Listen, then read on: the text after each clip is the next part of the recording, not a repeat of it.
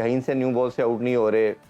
नसीम शाह का पेस काफ़ी नॉच नीचे ड्रॉप कर गया है। मेरा फिर भी मानना है कि खुरम शहजाद और तला ने शायद उनसे थोड़ी सी रीज़नेबल बॉलिंग की, बट ये कोई टेस्ट क्रिकेट वाली बॉलिंग नहीं थी। आपको एक लाइन और लेंथ को फोकस करना पड़ता है।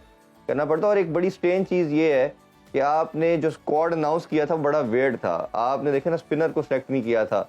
हुरैरा इतने रन्स करके आया, कामरान गुलाम 3-4 साल से कंसिस्टेंट परफॉर्म कर रहा है डोमेस्टिक में, आप स्क्वाड में रखते हैं, आपने फिर नहीं रखा। 2 चेंजिंग की गई हैं प्रीवियस मैच में। शाहीन शाह अफरीदी को ऑब्वियसली जिनके बेटे की बर्थ हुई, और वैसे भी उनका जो पेस भी नॉच ड्रॉप कर गया है, नई बॉल से बॉल उनकी सीम और स्विंग भी नहीं हो रही। आई डोंट नो ये क्या रीज़न है कि हमारे क्रिकेटर टॉप से स्टार्ट करते हैं और फिर उनकी परफॉर्मेंस डिक्लाइन की तरफ आती है। 2 चेंजिंग स्क्वाड में रखी गई हैं।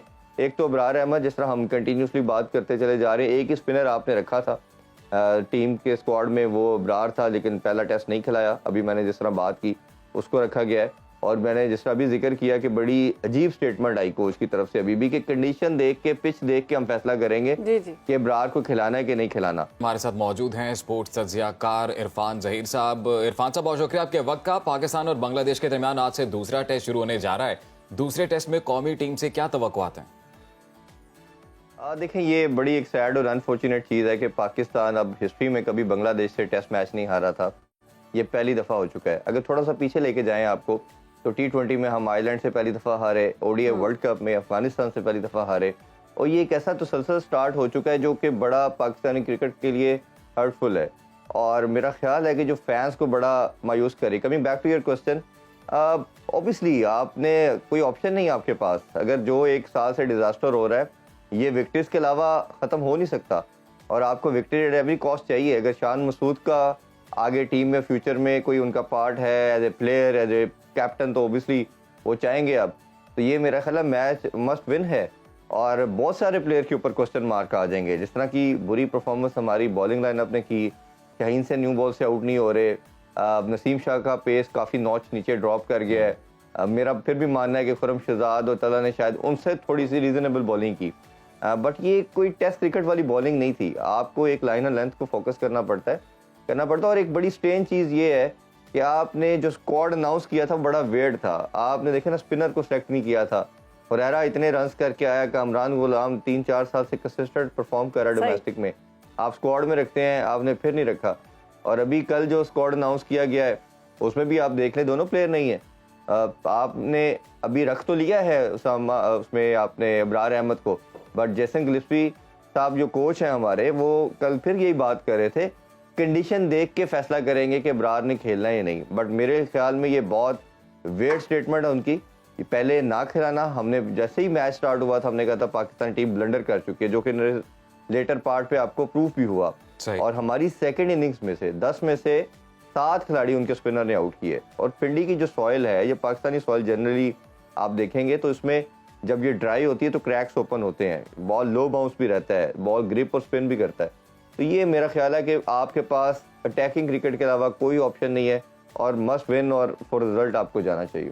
ठीक है इरफान, दूसरे टेस्ट में कौमी टीम में मिस्ट्री स्पिनर अबरार अहमद और कामरान गुलाम को स्क्वाड में शामिल किया गया है। दूसरे टेस्ट के लिए कौमी प्लेइंग 11 में आप क्या समझते हैं, मजीद तब्दीलियां हो सकती हैं?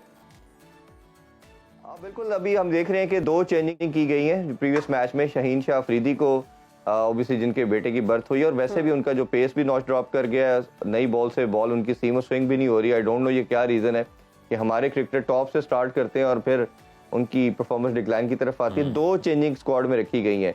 एक तो अबरार अहमद, जिस तरह हम कंटिन्यूसली बात करते चले जा रहे हैं, एक ही स्पिनर आपने रखा था टीम के स्क्वाड में, वो अबरार था, लेकिन पहला टेस्ट नहीं खिलाया। अभी मैंने जिस तरह बात की उसको रखा गया है। और मैंने जिस तरह अभी जिक्र किया कि बड़ी अजीब स्टेटमेंट आई कोच की तरफ से अभी भी कि कंडीशन देख के, पिच देख के हम फैसला करेंगे कि अबरार को खिलाना है कि नहीं खिलाना।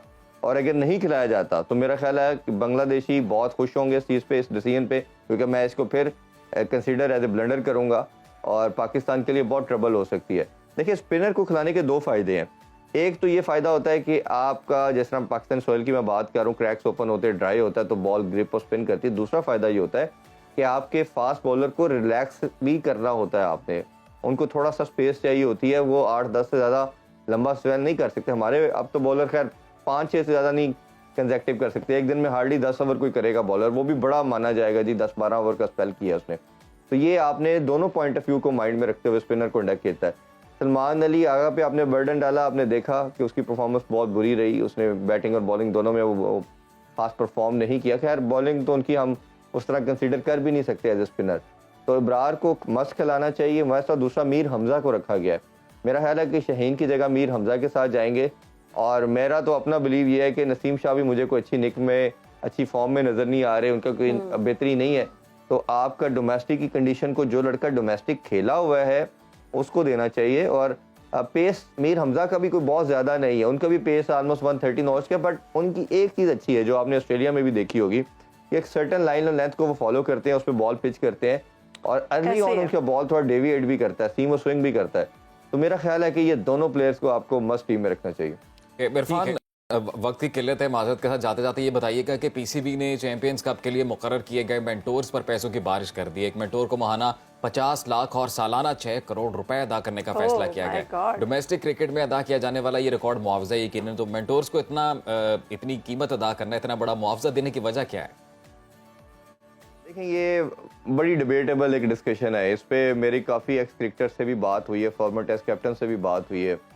उन्होंने कहा कि आपका जो सुप्रीम इवेंट है वो काज़म ट्रॉफी है, इसकी बजाय आप उस पर इन्वेस्ट करते हैं। दूसरा उनका मानना ये है, जिसको मैं भी खुद भी इंडोर्स करता हूँ, कि आपका ये इवेंट चैंपियन ट्रॉफी से पहले होना चाहिए था, चैंपियन कप, ताकि आपकी ओडीआई की कुछ प्रैक्टिस होती। अभी तो चैंपियन ट्रॉफी में बहुत टाइम है, अभी आप जैसे T20 वर्ल्ड कप से पहले आप T20 का इवेंट रखते हैं, टेस्ट चैंपियनशिप चल रही है तो आप टेस्ट के मैचेस रखते हैं कि लड़कों को उसमें कुछ प्रैक्टिस मिले।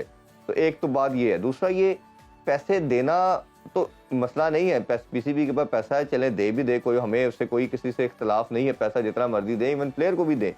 लेकिन आउटकम क्या है आपका सिस्टम में, आप अकाउंटेबल किस तरह करते हैं? क्या ये जो 5 मेंटोर हैं ये हमें ज्यादा नहीं तो क्या 2-2 प्लेयर ऐसे दे सकते हैं कि जो पाकिस्तान को डोमेस्टिक में से निकाल के सर्व कर सकें? आपका कोई भी एक्स क्रिकेटर ग्राउंड में जाके लड़कों को कोच करने के अलावा तैयार नहीं है। सिर्फ 1-2 नाम आपको मिलेंगे, आकिब जावेद कोचिंग की तरफ